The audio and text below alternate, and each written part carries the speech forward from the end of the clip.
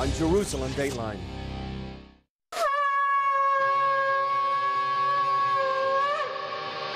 This week on Jerusalem Dateline, President Trump visits Israel and pledges to protect it.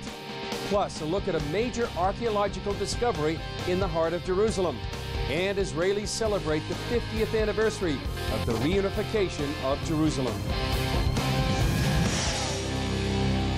Hello and welcome to this edition of Jerusalem Dateline. I'm Chris Mitchell. Egyptian Christians suffered yet another horrific terror attack. 26 people died when unidentified gunmen opened fire on a bus carrying Coptic Christians traveling to the St. Samuel Confessor Monastery about 60 miles from the Egyptian city of Minya. 25 others were wounded, some in critical condition. The attack comes after Egyptian President El-Sisi declared a 3-month state of emergency after twin attacks on Palm Sunday last month that killed nearly 50 people. ISIS claimed responsibility for those attacks. Here in Israel, U.S. President Donald Trump paid a historic visit to the Jewish state. As Israel hosted him, the terrorist murder of kids in the UK underscored Israel's own security concerns. The Manchester massacre changed the landscape of a carefully crafted series of meetings. It was also a reminder of the Palestinian terror ties in the heart of the Middle East. At his meeting with Palestinian President Mahmoud Abbas in Bethlehem, the president altered his prepared remarks. The terrorists and extremists and those who give them aid and comfort must be driven out from our society forever. Following his strong speech against terrorism in Saudi Arabia, President Trump was fired up over the carnage in Manchester.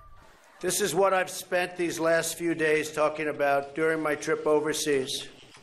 Our society can have no tolerance for this continuation of bloodshed.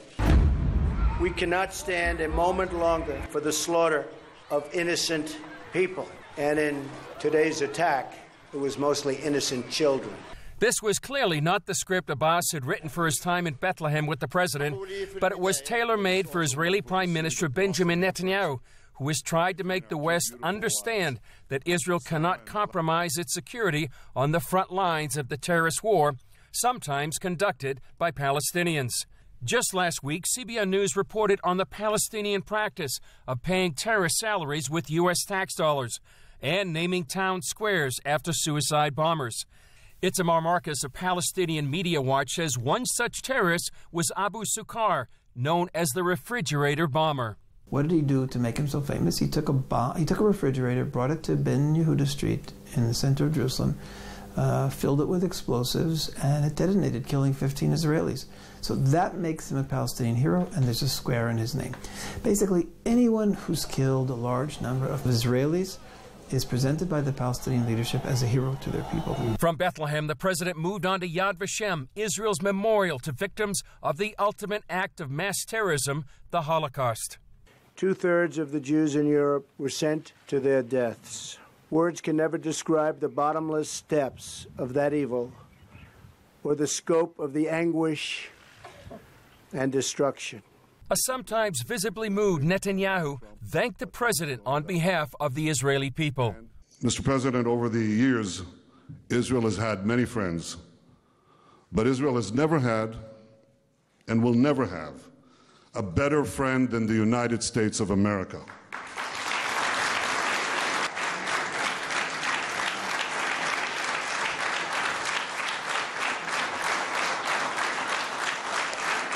Israelis have experienced firsthand the hatred and terror of radical violence. Israelis are murdered by terrorists wielding knives and bombs.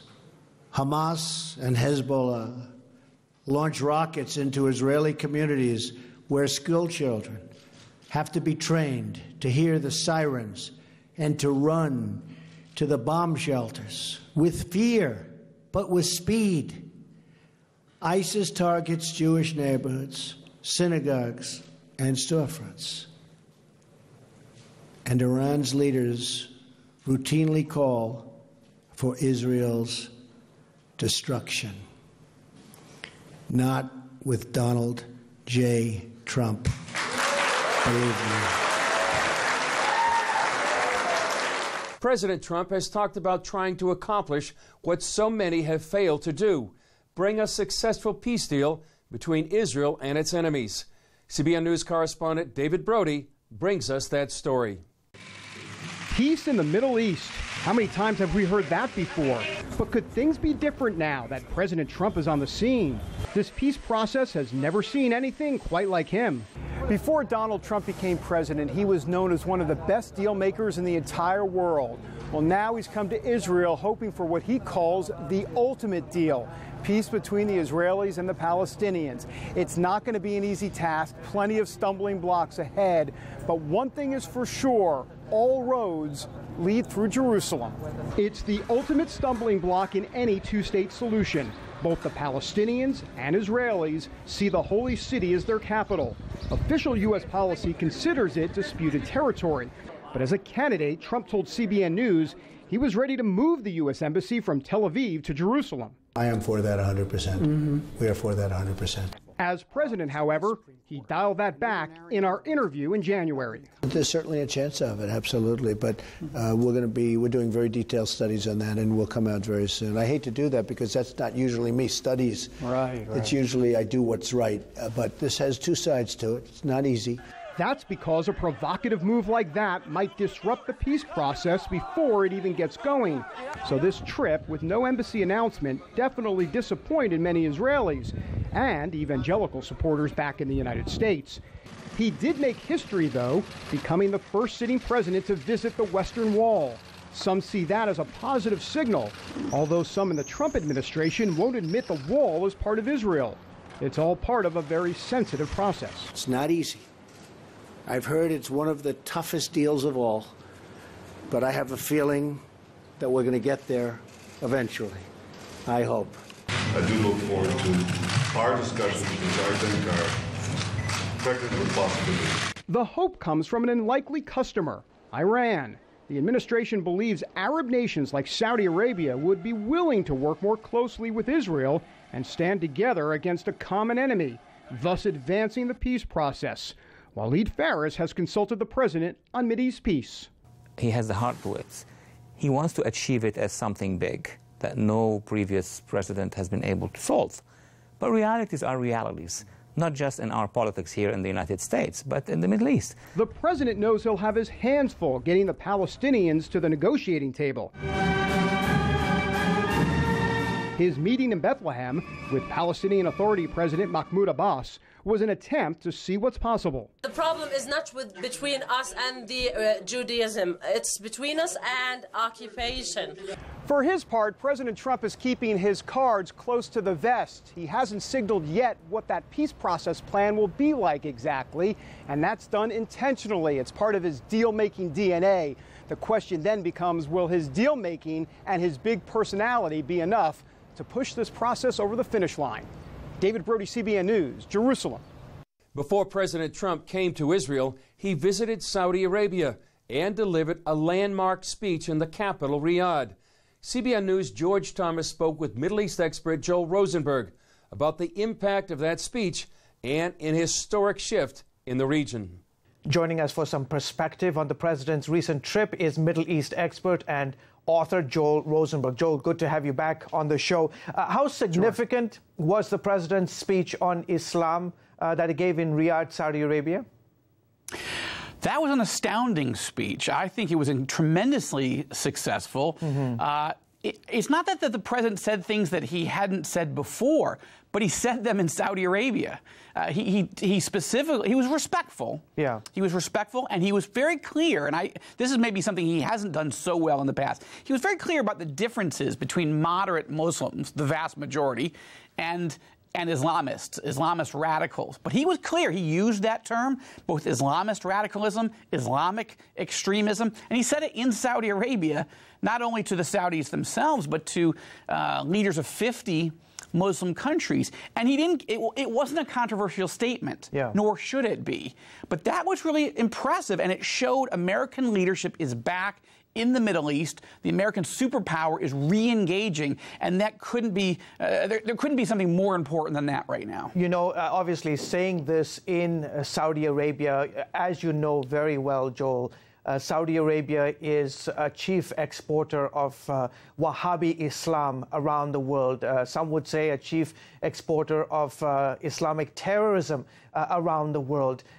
Will the Saudis take heed and know that there is a man in the White House who wants to annihilate ISIS, wants to deal with radical Islam, and will they do the things necessary to make those changes within the kingdom? Yes. Look, I think the Saudis are changing. I do think that. Now, it's an open, the case is not closed yet. But I think if you look carefully, we are not seeing a country, since 9/11 that's really trying to actively encourage terrorism. It's true that Wahhabism has been a huge problem, and they have exported it globally. But I think you're seeing significant changes in the textbooks in Saudi Arabia. You're seeing them actively participate in trying to defeat ISIS, the Islamic State.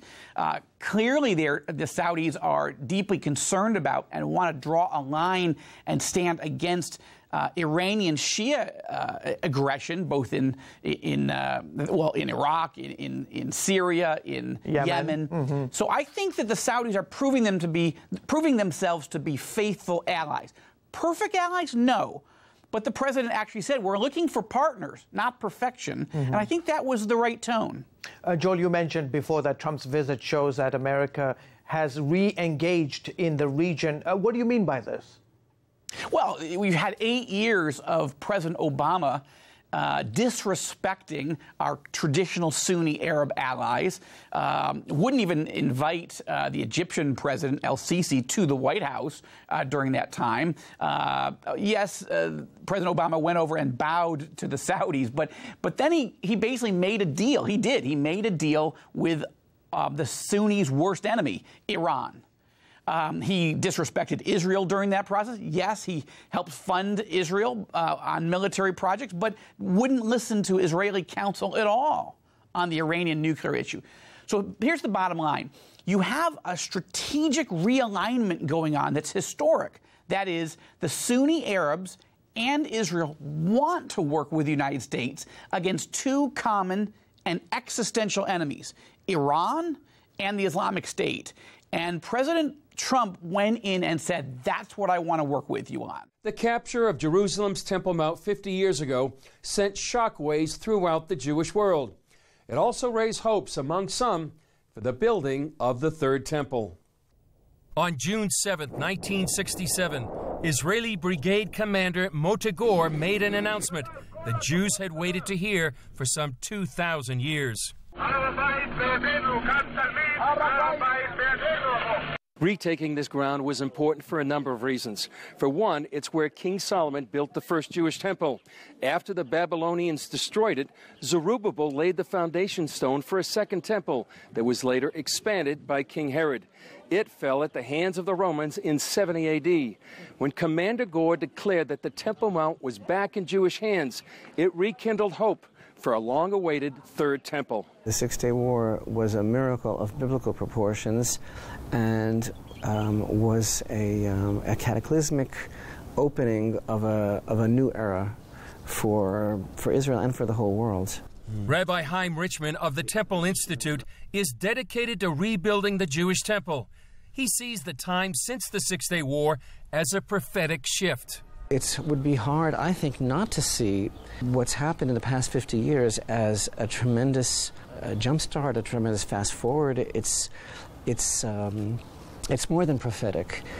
It's like a kiss from heaven, you know, it's like a divine kiss. It's an intimate brush with the reality of God's compassion and love, and he keeps his promises. The Institute shares a key connection to the battle for Jerusalem.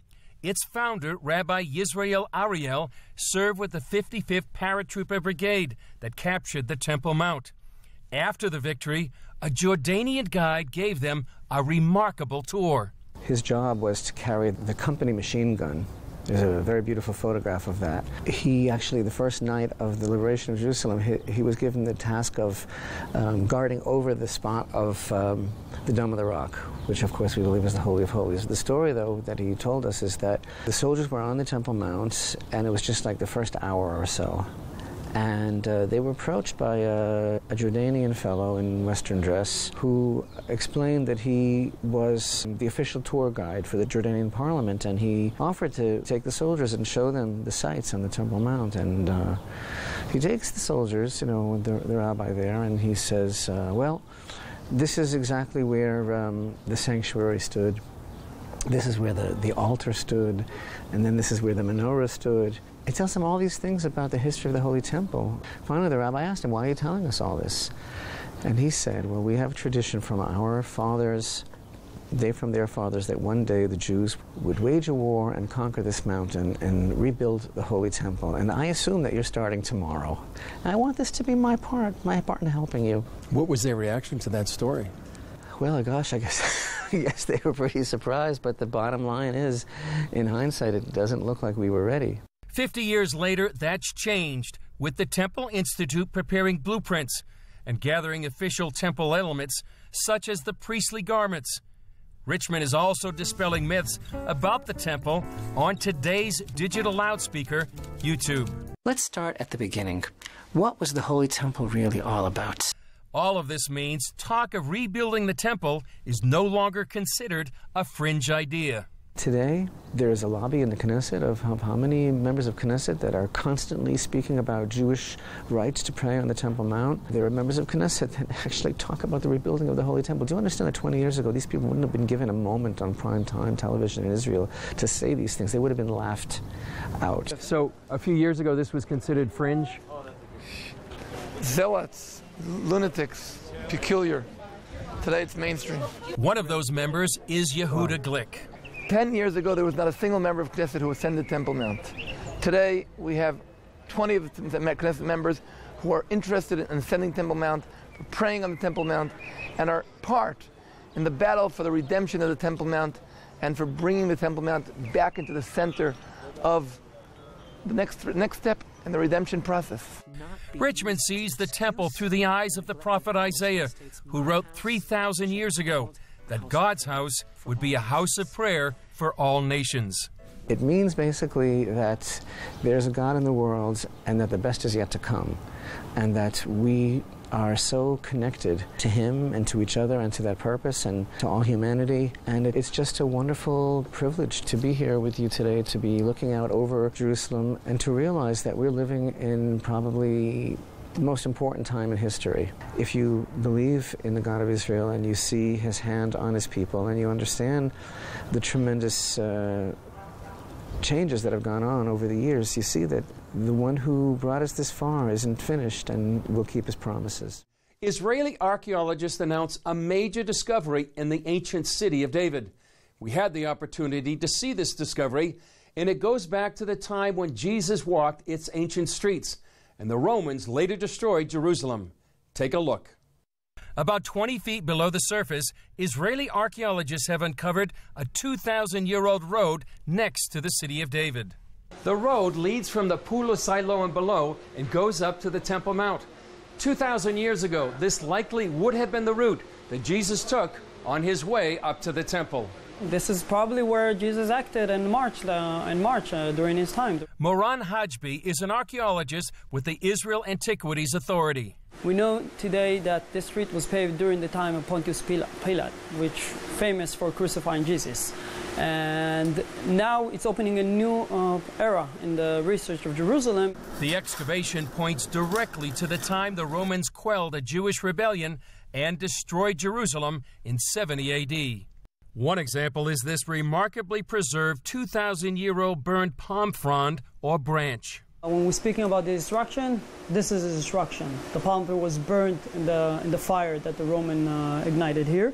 And again, when we're speaking about the last moment of Jerusalem, this tree probably saw the last moment of Jerusalem. And again, it's very symbolic because the palm tree is the symbol of Judea in that time. They also discovered weapons of war from Jerusalem's fight for life. This is the evidence of the battle. These ballista balls that was shot by catapults into the city, maybe within the city itself.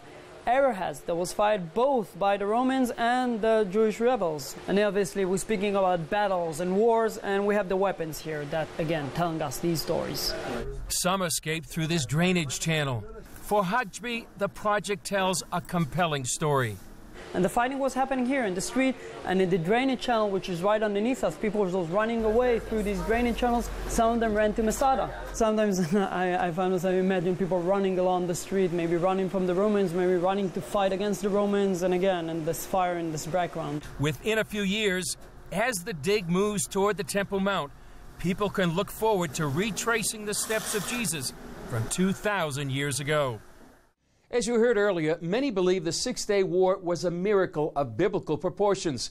Here's a look back at the battle over Jerusalem and how some Israelis marked the 50th anniversary of the war and the reunification of the city of Jerusalem.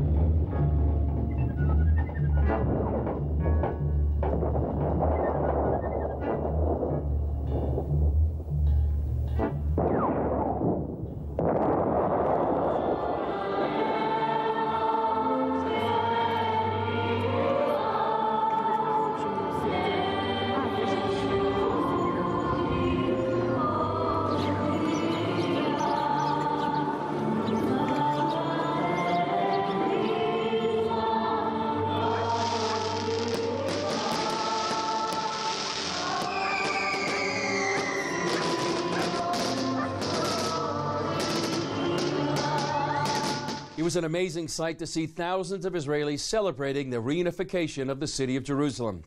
That's also an example of what you can see on our social media. So please take a look and share us with your family and friends. You can follow us on Facebook, Twitter, Instagram, or YouTube. That's it for this edition. Thanks for joining us. I'm Chris Mitchell.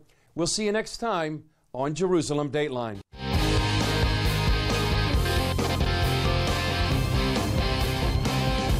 On Jerusalem Dateline.